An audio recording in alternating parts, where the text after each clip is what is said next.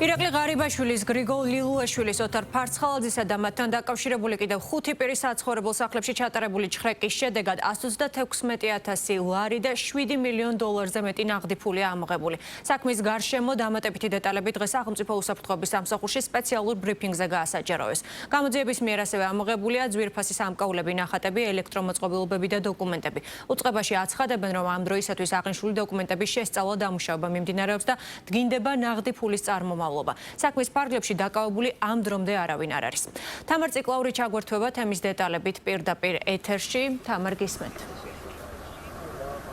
დიახ, მას შემდეგ რაც ცოტა ხნის წინ მოვისმინეთ სახელმწიფო უსაფრთხოების სამსახურში უფრო მეტი დეტალი იმ ჩხრეკებთან დაკავშირებით, რომელიც საგამოძიებო უწყებების 230-მა თანამშრომელმა 24 ბინასა და საცხოვრებელ სახლში ჩაატარა, მათ შორის ირაკლი ღარიბაშვილის, გრიგოლ ლილუაშვილისა და ოთარ ფარცხალაძის და მათთან დაკავშირებული კიდევ 5 პირის საცხოვრებელ სახლებზეა საუბარი. ბუნებრივია, ახლა ჩნდება კითხვა იმის თაობაზე, თუ როგორ წარიმართება პროცესები და რა იქნება შემდეგი ნაბიჯები საგამოძიებო უწყებების, თუმცა ამ თემასთან დაკავშირებით დღეს სახელმწიფო უსაფრთხოების სამსახურში ითქვა, რომ ამ დროისთვის მიმდინარეობს ამოღებული ფულის, ამ ჩხრეკების შედეგად ამოღებული ფულის წარმომავლობის დადგენა, ასევე მიმდინარეობს იმ დოკუმენტაციის ანალიზი, რომელიც საკმაოდ დიდი რაოდენობით ამოიღეს საგამოძიებო უწყებებმა ჩხრეკების შედეგად და ელექტრომოწყობილობების შესწავლა. შესაბამისად, როგორც ემზარ გაგნიძე ამბობს, სწორედ აი ამ პროცესების შემდეგ დაიგეგმება კონკრეტული ნაბიჯები და ამ შემდეგი პროცესებიც. რაც შეეხება უკვე თავად ჩხრეკის დეტალებს და ჩხრეკების დეტალებს, დღეს უკვე სახელმწიფო უსაფრთხოების სამსახურის ანტიკორუფციული დეპარტამენტის ხელმძღვანელისგან გავიგეთ, რომ ირაკლი ღარიბაშვილის, გრიგოლ ლილუაშვილისა და ოთარ ფარცხალაძის გარდა ასევე ჩხრეკა ჩატარდა მაგალითად ეკონომიკის მინისტრის ყოფილი მოადგილის რომეო მიქაუტაძის საცხოვრებელ სახლშიც, რომელიც მე შეგახსენებთ, რომ ჯერ კიდევ ივნისში დააკავეს სამართალდამცავმა უწყებებმა, მათ შორის კორუფციის ბრალდებით. ეს იყო მთავარი ბრალდება, რომელიც რომეო მიქაუტაძეს წაუყენეს. ასევე გაჩხრეკილი არის, როგორც ემზარ გაგნიძემ თქვა, მიხეილ ჩოხელის, ვანო და თორნიკე პარკაულების და ანდრია სანდრო ლილუაშვილის საცხოვრებელი ბინები და აი ამ ჩხრეკების შედეგად ამოღებულია ჯამში $7 მილიონ მეტი რაოდენობის თანხა, ასევე 136,000 ლარი, 198 ძვირფასი ნივთი, ნაკეთობა და ძვირფასი საათები და ასევე ნახატები ძვირადღირებული, ელექტრომოწყობილობები, მობილური ტელეფონები და 100,000-ობით ფურცელი დოკუმენტაცია. გუშინ დილის 10 საათიდან მთელი ქვეყნის მასშტაბით გაიჩხრიკა 24 ბინა და საცხოვრებელი სახლი. ასევე ჩატარდა პირადი ჩხრეკები. ღონისძიება ჩატარდა როგორც თბილისში, ასევე დედოფლის წყაროს, ვანის, ჩოხატაურისა და ბორჯომის რაიონებში. გაიჩხრიკა მოქალაქეების ირაკლი ღარიბაშვილის, გრიგოლ ლილუაშვილის, ოთარ ფარცხალაძის, რომეო მიქაუტაძის, მიხეილ ჩოხელის, ვანო და თორნიკე პარკაულების, ანდრია იგივე სანდრო ლილუაშვილის და მათი ოჯახის წევრების საცხოვრებელი სახლები.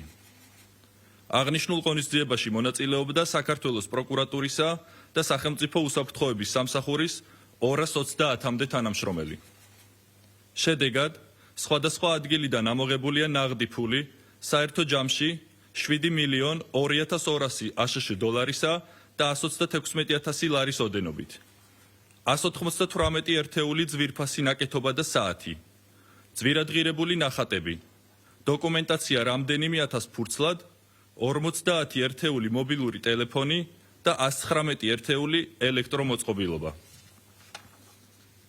ამჟამად სახელმწიფო უსაფრთხოების სამსახურისა და საქართველოს გენერალური პროკურატურის საგამოძიებო ნაწილის თანამშრომლების მიერ ერთობლივად ინტენსიურ რეჟიმში მიმდინარეობს ხსენებულ დოკუმენტაციასა და ელექტრომოწყობილობებზე არსებული ინფორმაციის შესწავლა დამუშავება.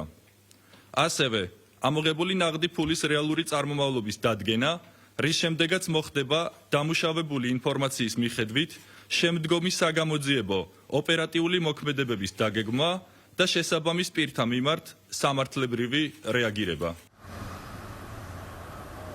როგორც უკვე მოისმინეთ, თუ როგორ წარიმართება შემდგომ უკვე პროცესი, ახლა დამოკიდებულია იმაზე, თუ რა ტიპის ინფორმაციას დაადგენენ საგამოძიებო უწყებები, მათ შორის იმ დოკუმენტაციის მიხედვით, ელექტრომოწყობილობების შესწავლის შედეგად, თუ ფულის წარმომავლობის შესწავლის შედეგად, რომელიც ამოღებულია ამ ბინების, ამ ჩხრეკების შედეგად. მე შეგახსენებთ, რომ თავისუფლ ირაკლი ღარიბაშვილი ორჯერ იკავებდა პრემიერ-მინისტრის თანამდებობას, ის ბოლოს 2024 წლის ეს თანამდებობა ბოლოს 2024 წლის იანვარში დატოვა. ამის შემდეგ ის იყო ქართული ოცნების თავმჯდომარე, თუმცა 2025 წლის აპრილში მან გააკეთა განცხადება, რომ ის ტოვებდა პოლიტიკას და მიიღო ამის თაობაზე გადაწყვეტილება, აღარ იქნებოდა ჩართული პოლიტიკურ საქმიანობაში. რაც შეეხება გრიგოლ ლილუაშვილს, მანაც სახელმწიფო უსაფრთხოების სამსახურის უფროსის თანამდებობა დატოვა 2025 წლის აპრილში, ხოლო რაც შეეხება ოთარ ფარცხალაძეს, ის გენერალური პროკურორის თანამდებობას 2013 წელს იკავებდა 7 ნოემბრიდან 30 დეკემბრის ჩათვლით. მადლობა თამარ ციკლაური საუბრობდა პირდაპირ ეთერში.